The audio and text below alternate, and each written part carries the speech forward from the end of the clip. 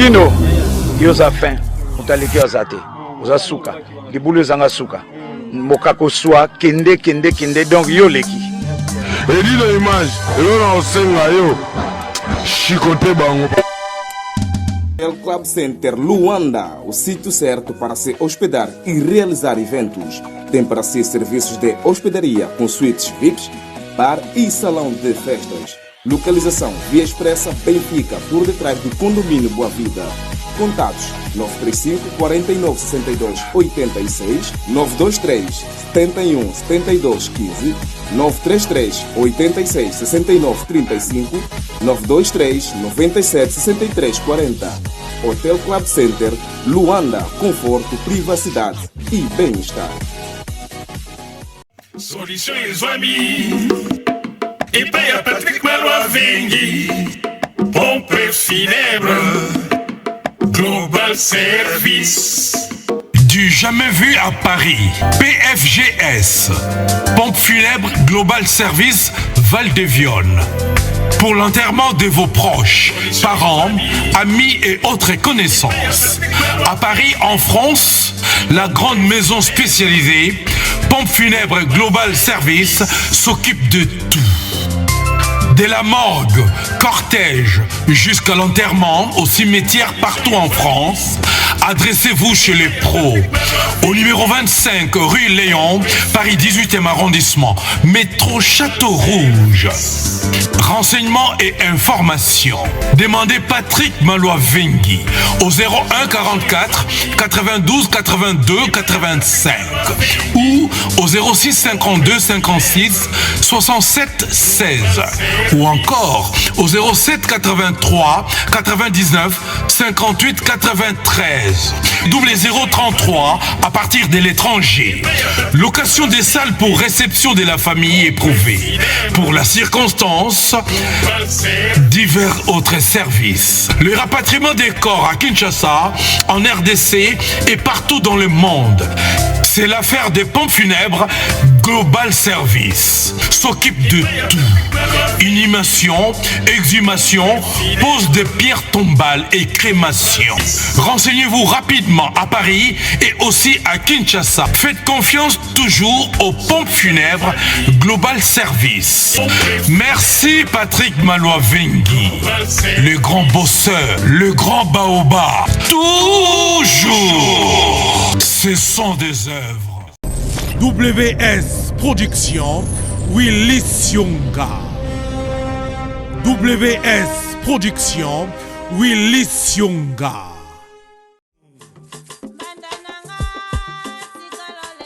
Mbonda Rock. Un single King Kulu des ancêtres. Un nouveau concept. L'esprit avec une idéologie nouvelle. Toujours chic, toujours rebelle. Une production signée Clam Franchi Dr. Dre. Management Spadjari Tembo et Henri Banga. La Cosa Nostra. Mbonda Rock, c'est du vrai, c'est du lourd et c'est original. 100% Paris, Jet Set. Mbonda Rock, c'est de l'innovation.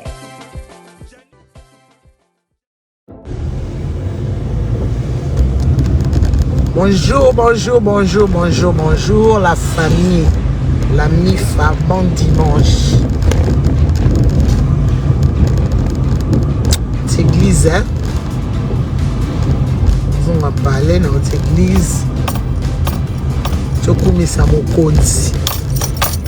Avec tous ceux qui respirent, glorifient le nom de l'Éternel. Mais dans notre église, par rapport à tout ce qui se passe, est-ce que nous le bac non, on a ça direct. Et c'est non. Shalom, shalom, shalom. La combo de Jésus Christ. Et là, ça n'a pas si pena on a ngai.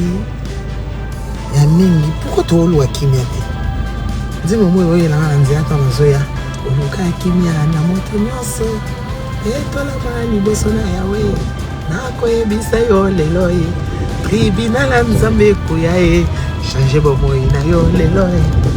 boloko na nzambe eleki makasi change bomoi na yo lelo obika tokenda ba fleuri neti nga bona na fleuri ata ba 4 francs na nga na ba boloko ba nini mais tribunal ya nzambe koya boloko ya nzambe eleki makasi to change bomoi à ce jour de Pentecôte au Saint-Esprit au visiter bato bino ka kotinda ba voice net nga bona na le nga te manga mona yebisa bino ngona yeli bino en direct botindela nga ba voice o ezo instruire nga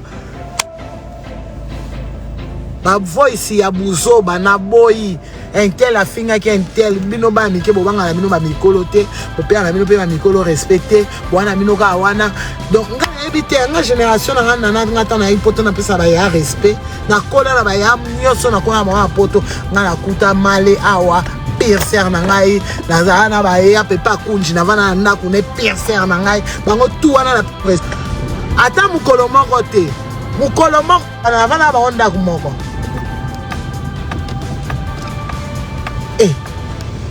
kimia communauté bat bavandi kimia ya mope bat bayoki na mabuzo bate oh tala benanga net na bimi na pene église na route église boy dona ya ga mutu mo tata na tala boy voice intel ba fingani bo ba ninia bo finga na lelo lobi bozonga na pwani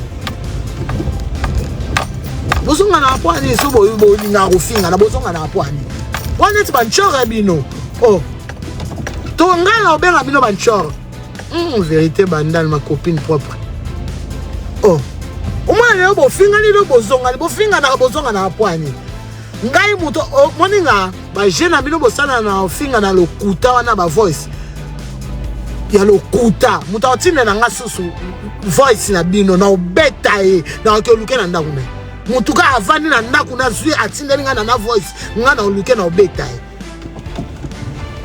Jésus aussi s'est énervé et s'est énervé dans le temple. Arrêtez à un moment donné. Vous n'avez plus rien à faire. Hein? Bon, na bino, bozana, boussoa des ans, na coco. Na ba âge, na bino, peut-être comment douter na moi. Oh, comment vous raisonnez comme si vous étiez des enfants comme ça? Soyez quand même des gens responsables. Oh. Vous inventez les bisous, un tel anga comme un tel anga à son bindaku, un tel. Qu'est-ce qu'on en a à foutre, nous? Qu'est-ce qu'on en a à foutre? C'est votre propre vie, tu as acheté, c'est toi. Dieu merci, que Dieu soit glorifié. Arrêtez-nous vos conneries. Oh. Il y a un combattant pour ça là, bien concert ici là. Pourquoi si ça peut va s'arrêter? Pour aider bisous? Si ça fait ma soirée, vous avez un souper si la peine à poto. Na biso ba maman toza na ba 40 et quelques. Na bino ba tu boza pe na ba 50. En tout cas pour ça boîte si la binoté. Na pour ça vous obérer si la binoté. Na pour ça pas ba soirée si la binoté. Quelqu'un t'invite à un anniversaire, ça se comprend. C'est un mariage, ça se comprend. Pas une fête de quelqu'un qui est proche de toi. Parce que moi quand je t'invite, donc c'est que tu es proche de moi. Je t'invite pas donc tu n'es pas proche de moi. Arrêtez à un moment donné. Vous nous saoulez. Moi, j'en ai marre d'avoir vos voices. J'en ai marre. Arrêtez. C'est comme si vos têtes là, ça ne marche pas. Bino na bino ba dozo partager. Na bino ba dozo ba proche na mon boy ça va ngoti. C'est ça arrêtez. Ba yinière ba leki trop jolma. Ba leki trop. Ngai no omoninga.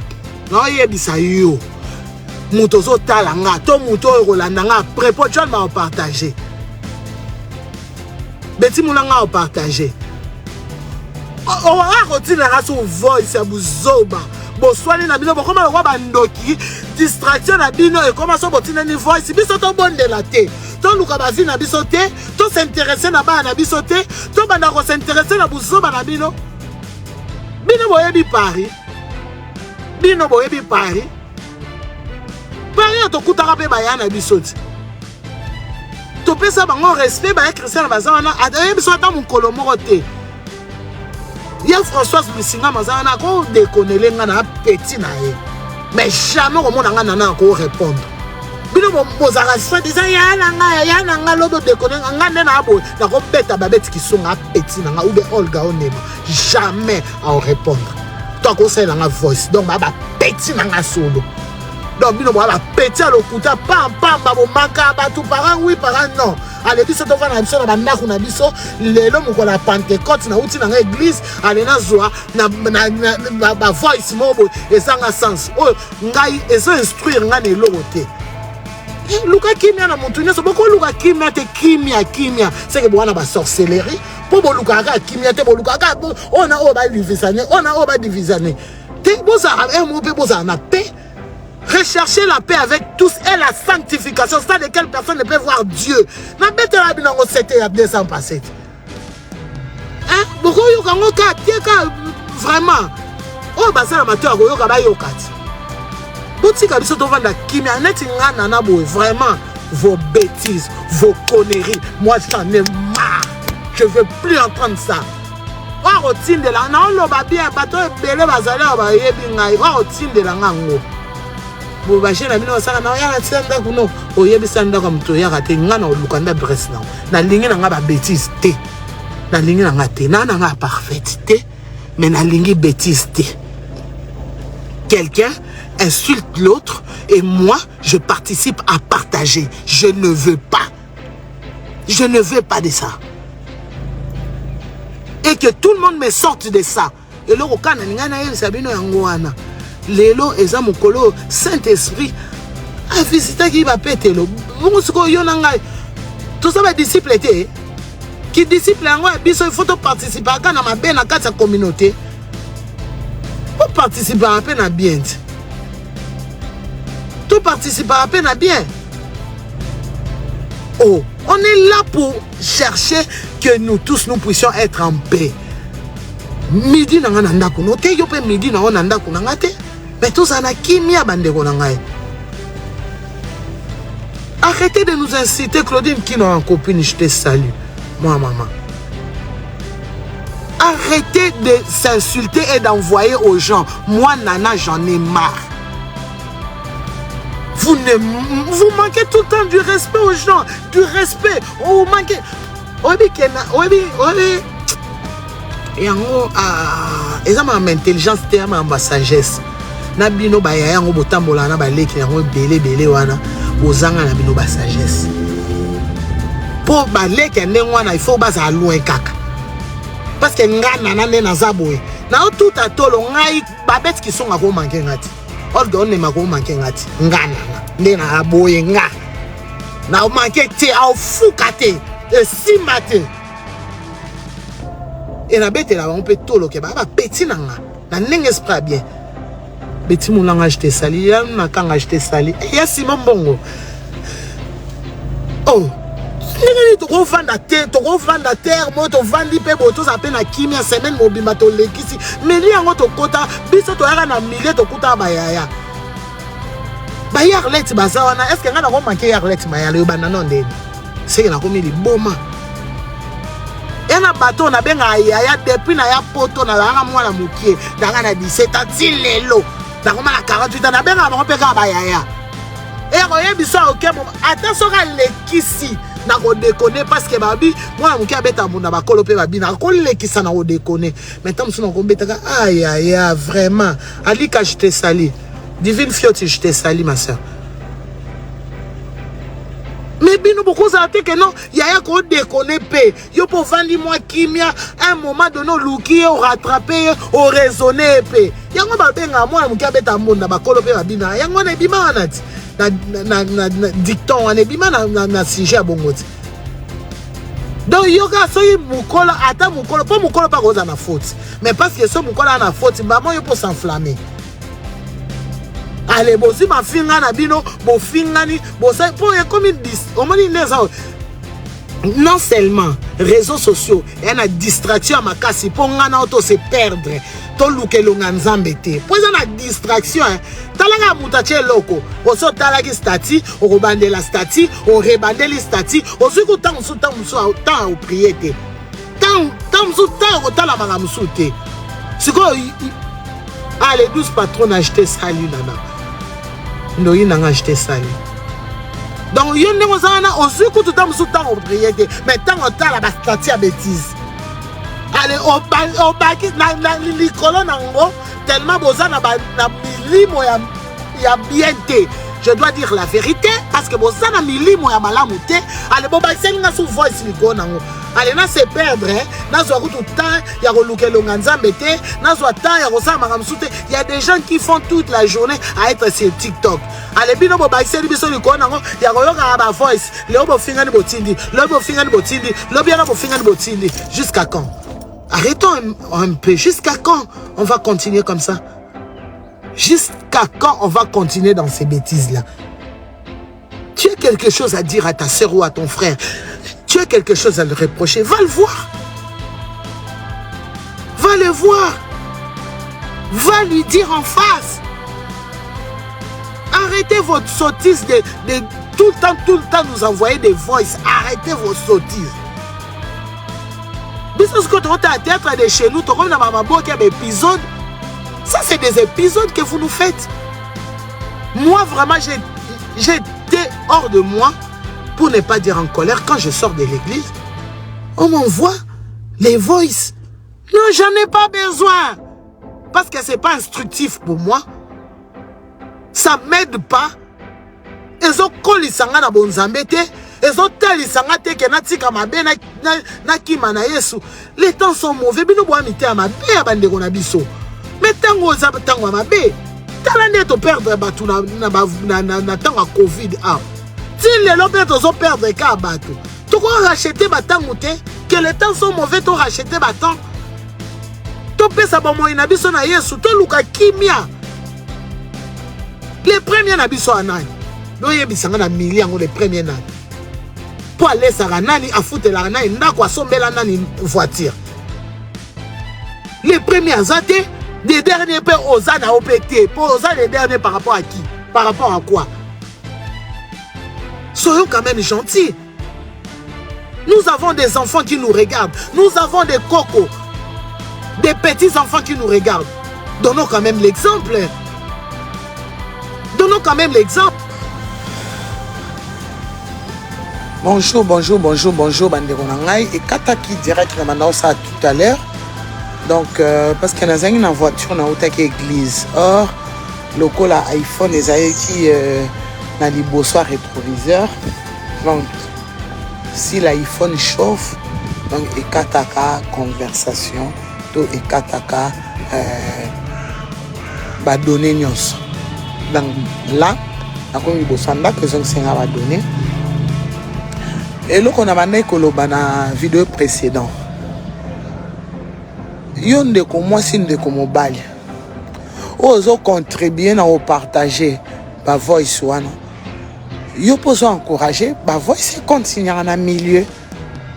Or, ce que tali bien. Pour na ko luka kimia. Ko partager ta, so partager te saini. So partager te yo kanate. Et que ça la paix en clarté et ça la paix impact c'était neti ngaboy na lingi na ngai te muta partager na ngaba voice bato baswani bache mutu na nini so partager nga na ndeko moko que je salue c'est un frère qui a la plaine à se reconnaître sur atali vidéo so a partager nga buzo ba chaque fois na yebisa ke ngabi oh ya yo za musani na nzambe ti partager nga parole de Dieu ne partager nga kanguka na tongo. Pour kanguka na tongo et au salanga que tam suna se lever vite na okende quelque part na juste en prier te dans na ozo temps ya yo kanguka tout au long ya route tam suna na oketika mwana nga Ezekiel na école. Mais ce que so partager nga bato ba ofingana ngana na siko na kati qu'est-ce que je gagne? Qu'est-ce que moi j'ai dedans? C'est pas bon. Il faut toi arrêter ma cambo na milieu na biso comme buzo ba trop. Si ko biso batozo pesa bango courage ya lobi basala ba voice wana ponga na so na zui voice wana na partager les mamika songo na zui voice wana na partager les Claudine Kino na zui voice wana partager les Trésor Ondoule.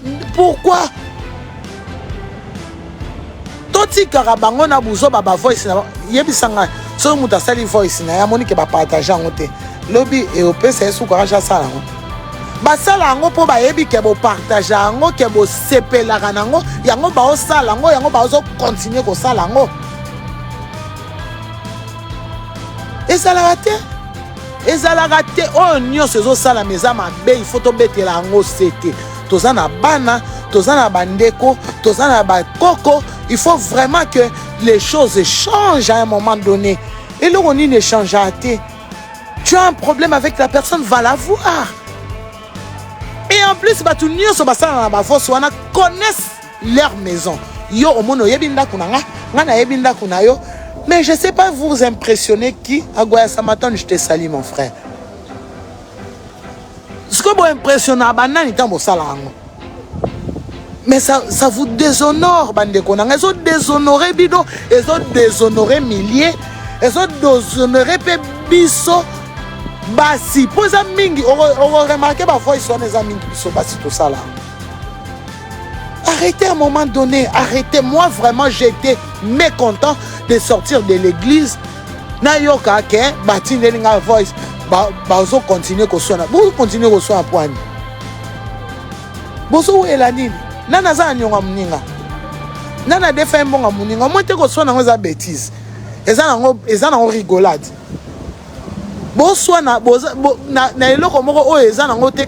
Tu me dois, je réclame mon argent, c'est pour cela je reviens vers toi pour que tu me les donnes.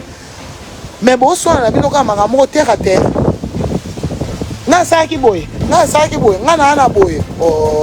Tout est vanité.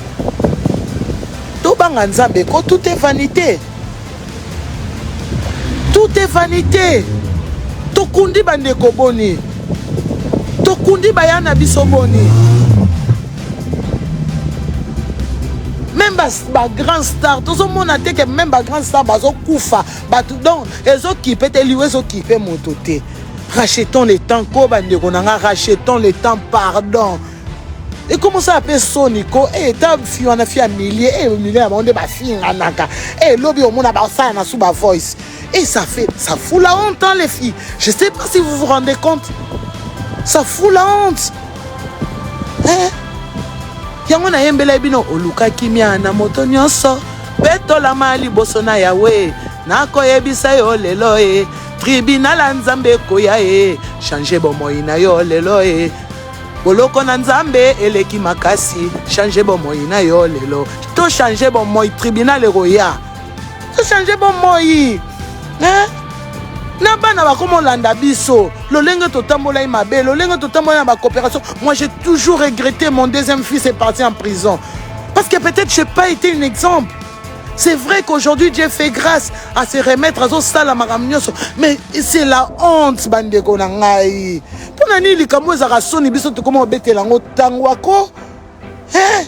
Pona ni likambo za otamboli mabe, on le reconnaître que j'ai failli et que Dieu puisse t'aider. Mais yo comment bête là on dirait net ça et c'est là comment il est important et bien. Même quand on a banzela nanzela il y a ba lancement ni les sonit. Et ça sonne. C'est vrai c'est notre vie, nous l'avons fait, mais c'est la honte mes sœurs. C'est la honte. À un moment donné, il y a un temps pour toute chose. Mais si on nzamba ko sunga biso to bima na makambo to bimi. Alika je te salue. Ya wivine buka je te salue évangéliste. Hein? Ce que nous avons fait, c'est que nous avons Claudie qui a bimi. Pourtant, na ngope pour na biso et coquille. Moi, je suis né en 74. J'ai 48 ans, je vais vers mes 49 ans. Bande qu'on a belé tout ça, tout l'équipe de 50 ans.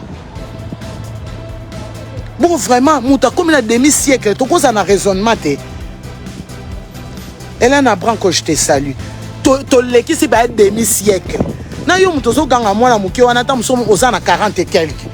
En tout cas vraiment lexique 40 ans sans conscience. Et nous applaudissons les bêtises. Ah non, arrêtons ça. Vraiment bandeko nanga eloko nyaki koloba lelo eza ke totika ko partager buzoberi ya batu bazo fingana et comme sorcellerie pour bazo memela biso distraction. Natang wana yoko okene na o okene no musala oko zala no o bondela oko ibe ko méditer parole de Dieu parce que la Bible sur le Bible que ces livres de la loi ne s'éloignent point de ta bouche, médite-les jour et nuit et afin que tu progresses. Donc yo n'ingi no progression te na vie na yo lingi régression netinga na lingi progression ya on a lingi na ngai te ya Jeanne Chungo je te salue. c'est là que je te salue. Yango na lingi na ngai te bato batindela nga ba voice insultant qui ne m'aide en rien, qui ne m'apporte rien. Moi je ne veux pas contribuer na ko sunga bango, ba finga marana bango, ale bazo kotsa na bango na lisumu. Bible zo senga biso to se pardonner les uns des autres. Ale mutumo avane ka ofinga mwana muke mo bo ofinga mukolo, ofinge pe ofinge on dirait neti ofinga camarade na yo, ale nga na sepela nga na partager ngo. Non non non non non non non non. Non non non non. Ya Béanzimbo, je te salue ma grande sœur. Ya Jean Loli que je te salue. Moi je ne veux pas. Lelo eza mukolo la Pentecôte, eza mukolo oyo Saint-Esprit akitaki pa ya ba ekoli. Saint-Esprit akitaka po longola wa mabe a remplacer ya malamu. Donc ya mabe elongwa kati na biso ya malamu ekote zo esika. Ebota mbuma ya malamu oyo biso toko pesa baleki oyo bazo ya sima na biso. Ngai des fois na kota pe na koti Château Rouge ou bien na koti Plaine parce que je na kota ngo pas très souvent. Mon zomo na bato apeso ya nana bonjour, ya nana bonjour, ça va ya nana. C'est vrai to zangi masumu te, to zangi mabete, to dekona biso nyonso car tous sont péchés, sont privés de la gloire de Dieu. Mais quand même to limitaka. Bande konanga to essayer ko limiter ba bêtise. Yo zoti ne langa voice bongo ba nanga ba simba téléphone nanga kwa ba keke. Ba yo ki modèle ba zo finga mutu wana ba finga ape mutu nga na yebi. Ou bien ba mona kepe ba benga ya motanti. Osomo ndenge zo sala bande konanga. Osomo na ce que ça donne. Et ça vous voulez que ça nous honore. Ça nous honore pas. Toluka kimia. Au moins des années, et là on a des problèmes de comprendre que Samson pas en été. Au moins Samson n'engue pas voix sinon c'est Samana zate. Donc ce qui fait moutoir au ça appelle moutoir le côté moutoir ça n'a été. Nous sommes là on te que comme busoba. Boro bunda la bino pété. Samson robeta muninga ça n'a pété. Moutou mora au ça tout quelque chose na kati zate aleka biso na banda kuto go baraba bêtise na bino ya royo karabino. Non non. Moi, je n'ai pas ces temps-là, je ne veux pas. Si les autres vous soutiennent, c'est un passe-temps pour eux. Gloire soit rendue à l'Éternel pour eux. Mais pour moi, Tata Lola, je te salue. Yalongo, je te salue, ma grande sœur. Pour moi, je n'ai pas le temps. J'ai le temps de chercher la face de l'Éternel. Na lingi na luka fasi ya nzambe na lingi na zwatan na kenenet lelo bo ifebo na zu abana nga na kena parc na silisi na ko kenda ta moi cinéma, c'est des choses qu'on doit apprendre à faire. Bon katika il faut ka to banda ka ko pesa na ba rendez-vous ya ko yoka ba buso bana bino nga na lingi buso ba na te na boyi otindeli nga voice na yo lukoti na ndaku na soki wa makasi obetanga mais ane na yebi po betanga il faut pika. Donc aux erreur te que na beta pour na lingi te nazolo ba bien na lingi mutu atindelanga voice ya mafinga te Congo ezo kufa tozo sala le côté ba robenga ba to marche to kendaka même ngamo na kendaka te ali muleta ngamo na kendaka te mais je veux au Congo chaque semaine ça se dégrade chaque jour tozo sala le côté mais tozo lingaka ke to vandaka pour to sala ba voice sa buzoba ale to tindela ba tout et comme le quoi sorcellerie je répète ça devient comme de la sorcellerie. Vous avez un problème, allez les régler.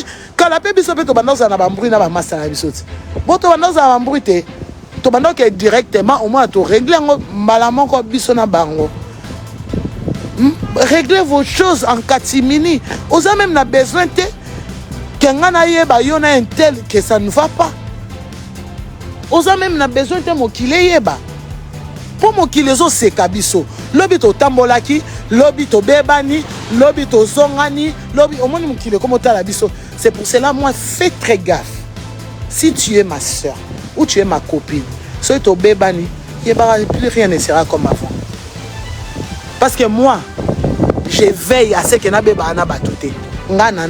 Je veille attends ma besoin de nini na veille à que na beba na mutute attali kamonga salinga pasi na otala il faut totala ka musika to utiti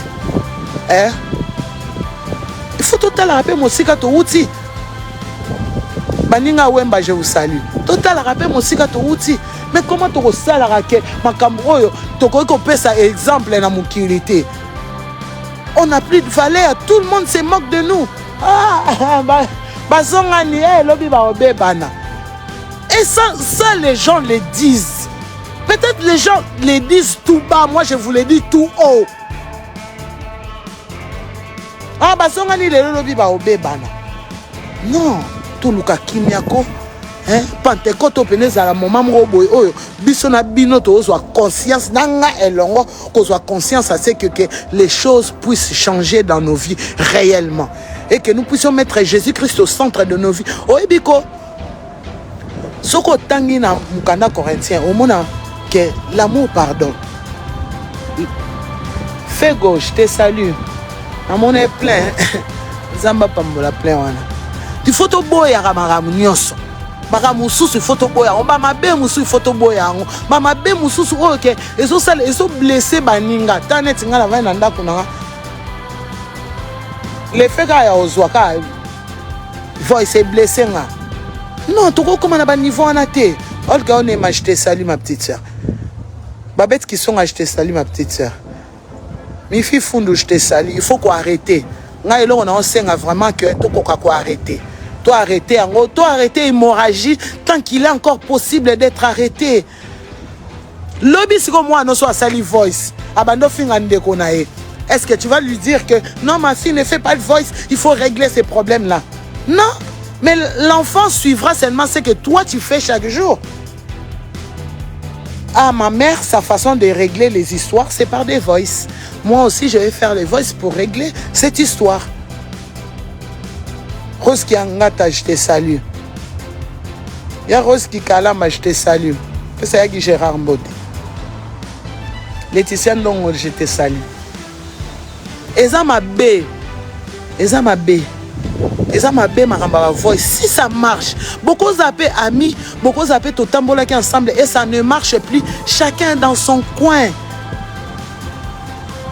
Chacun dans son coin. Jolma. Chacun dans son coin, Jolma Yala. Un Betty Moulanga, chacun peut rester dans son coin. Qu'il n'y ait pas mort d'homme. Mais Moutuna Moutou, Azuka conscience, Azuka coin naïe, sans que et toucher l'autre, sans que faire du mal à l'autre. Totsika ba voice, maramba ba voice, ezo boma. To ezo boma, milieu na biso ezo boma, personnalité na biso ba maman ezo boma. Même au milieu même yebisanga vraiment net si par exemple au tindela nga 30 voice. Na mi somba na José na cliquer tiens na bande yo ka ba voice. L'autre est en train d'insulter d'une manière où nanga mona ndako net pour se katanga bilamba. Est-ce que ça c'est bien ça? Est-ce que ça bien vraiment? Tout ce que biloko mususu ont valorisé bisoté. Respect à réciproque. Sauf pour moi que vous s'entendre était par rapport au respect, que chacun prenne son coin. Que chacun prenne son coin. Ce que ce marché était. La Bible me dit deux ne peuvent marcher ensemble s'ils s'accordent. Kasi bino boa ba camarade ici. Ce que bozo s'accorde était. Beaucoup de temps l'ensemble était. Non, ce qui fait yo ozui na gauche, nga na zui na droite. Abraham na l'autre nzamba kabola e bangoti. Poni po marcher était, nzamba moni na moni au marché était. Allez, l'autre azui nzela, Abraham pas zui nzela. Mais ça n'a pas empêché Abraham qui a bon de la rapport à l'autre était. Tant il se donne là comment résoudre un problème, Abraham priait pour l'autre. Tu peux être loin de l'autre, mais tu pries pour lui. C'est ça qui est important. Important dans le souk des alliés, important dans les alliés, bon de lui, bon de l'auprès de Dieu. Peut-être Dieu me donnera plus que du pain. Parce que lui, il donne au centuple. Vraiment, dans les bon dimanche. Et que cette petite vidéo, je l'ai fait en premier.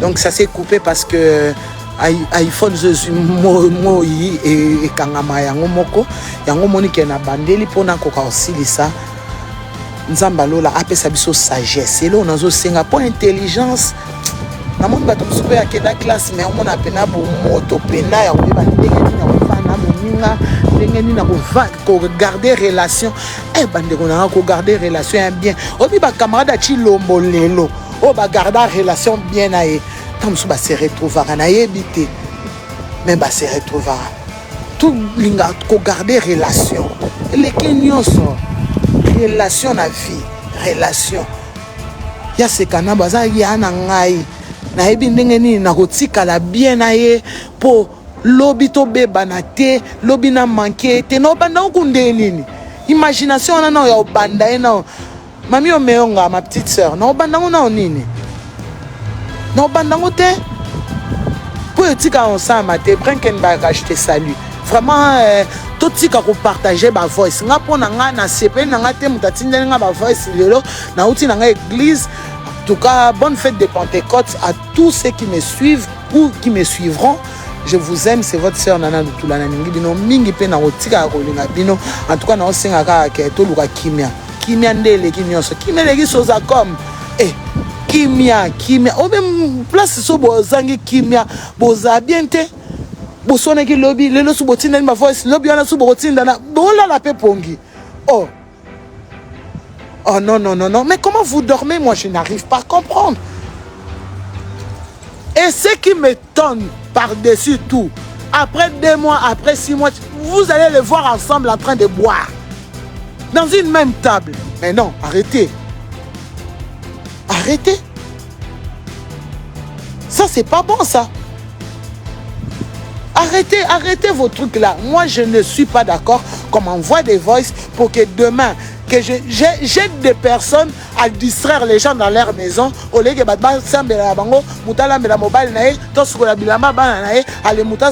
distrait. Moi, je ne m'ennuie pas. Si les gens s'ennuient pour que vous les envoyez vos voices, moi, Nana Lutula, je ne m'ennuie pas. Je pense aussi que beaucoup de gens qui ont de bonnes réactions dans cette live ne s'ennuient pas aussi dans leur maison. Donc, on n'en veut pas. S'il vous plaît, on vous dit qu'on n'en veut pas. La personne qui m'envoie, il aura un souci avec moi. Moi, je ne fais pas vos blagues à 2 balles, vous vous insultez, demain vous êtes là. Non, non, je viendrai te chercher chez toi. Ne m'envoie plus de voices inutiles. Envoie-moi Kanguka, envoie-moi la prière du matin, envoie-moi même des psaumes, envoie-moi des choses qui sont utiles pour moi. Au moins, je sens que cette personne m'aime bien, compte bien dans ma vie et c'est une personne qui veut que je puisse progresser. Donc, yangwana botika makambo wana routine yanga ba voice na lingite place batu bazo bomba na bocha kimia olebo yede bango susu ba mona ke na finga ki ba partager on passe à 50 personnes. Obi ke ngai lobby. Non, c'est vraiment vous m'étonnez mes sœurs. Hein. Donc ngai lobby na vandi na voiture na kenda ki côté épiné. Na nous mo c'est je te salue. Na moni pena muta benga na braza. Ah, oyebi te lien mo rebimi a bat baswani ba che bango na lien. Ah. Comment est-ce possible? Beaucoup de gens qui comme à niveau que moi j'ai une embrouille avec l'autre et vous avez fait un lien. Vous faites des faux comptes pour insulter. Donc c'est que vous êtes des bouffonnes. Parce que moi, tel que je suis là, je ne ferai jamais un faux compte pour insulter quelqu'un. Je te dirai tout ce que je pense à face, que ça te plaise ou non. Au moins, je te l'ai dit. Au moins, je suis vrai. Pour ces pelarabato, bazo, il s'est mis en face. Pour ces pelarabato, bazo, il s'est mis en face. Tout ce qui est voice, nanou, nazo loba, ah, nazo beta sete. Ba voice. Tu es chez toi, tu es à la maison, je sortais de l'église, on m'envoie des voices. Hier, déjà, j'étais remonté par des voices. J'ai dit, je vais prier que le Saint-Esprit m'aide à voir comment je peux donner un conseil par rapport à tout ce que j'ai entendu hier. Donc je n'ai même pas eu le temps de digérer ce que j'ai entendu hier. Ce matin, je sors de l'église, j'ai encore d'autres voices. John Kabanga, mon frère, je te salue. Moi, la maman. Ce n'est pas bon. Je ne suis pas d'accord. Par rapport aux voices, je ne suis pas d'accord. J'ai un problème avec quelqu'un. Je vais la voir, je lui explique ce qui ne me plaît pas, ne faites plus de voice. Kadi, vois-moi, tu me regardes. Ma petite sœur, ne fais plus de voice. Car parmi les voices que j'ai reçues aujourd'hui, toi aussi tu es dedans. Je ne veux pas que ces gens-là m'envoient des voices. Vous m'avez entendu, je ne veux pas que vous m'envoyez des voices. Kadi, tu arrêtes avec des voices. Tu as tes enfants, tu as ton mari, tu as ton petit enfant, ton petit-fils qui est là. Occupe-toi de ça. La personne qui a un problème va le voir. Arrête ça. Ça ramène trop de distractions dans cette communauté. Ça ramène trop de distractions. S'il vous plaît, arrêtez ça. Oza mwasi, kangali ngwanda, lata cycliste, tchat soki nini, kende koluka muninga, bo s'expliquer pe mabe, bo beteni ka kuna, et souke libino kuna biso to antina oye bate. Siko boko mika na soni ba voice musu na bossa José moi royo kangote soni, ça nous honore pas, ça nous honore pas, s'il vous plaît. Par la grâce de Dieu, je vous dis que ça nous honore pas. Aidez-nous à sortir de ces choses-là. Avant on discutait pas. Tout nabino, poto il y a 10 ans, 15 ans passés, tout maintenant discuter, c'est vrai, technologie est développée. Tout maintenant discuter. Est-ce que tout maintenant ça va voice pour aller discuter dans le monde? Oh, tout ça quand même, bah, maman Mikolo, tout ça. Au moins, moi si aza mutu a éducation masse. Biso ba topé sa éducation en masse. Ceux qui biso tozo aider masse té. Et où ça la passe. Biso bato paie sa éducation en masse, s'il vous plaît. S'il vous plaît, arrêtez de m'envoyer des voices. Je suis en train de répéter. Bon, que Dieu vous bénisse. Bon dimanche, je vous aime. Vraiment, au hasard amateur aroyoka ayoka nenge basango baloba en église, au hasard motema ondima parce que c'était seulement un conseil pour le bien de tous. Que Dieu vous bénisse. Bisous. Solution et amis. Et paye à Patrick Malois Vengi. Pompe funèbre. Global Service. Du jamais vu à Paris. PFGS. Pompe funèbre Global Service Val-de-Vion. Pour l'enterrement de vos proches, parents, amis et autres connaissances. À Paris, en France, la grande maison spécialisée Pompe funèbre Global Service s'occupe de tout. De la morgue, cortège, jusqu'à l'enterrement au cimetière partout en France, adressez-vous chez les pros. Au numéro 25 rue Léon, Paris 18e arrondissement, métro Château Rouge. Renseignements et informations. Demandez Patrick Malois Vengi au 01 44 92 82 85 ou au 06 52 56 67 16 ou encore au 07 83 99 58 93 double 033 à partir de l'étranger. Location des salles pour réception de la famille éprouvée. Pour la circonstance, divers autres services. Le rapatriement des corps à Kinshasa, en RDC et partout dans le monde. C'est l'affaire des pompes funèbres Global Service. S'occupe de tout. Inhumation, exhumation, pose de pierres tombales et crémation. Renseignez-vous rapidement à Paris et aussi à Kinshasa. Faites confiance toujours aux pompes funèbres Global Service. Merci Patrick Malois Vengi, le grand bosseur, le grand baobab. Toujours. Ce sont des œuvres. WS Production, Willy Sionga. WS Production, Willy Sionga.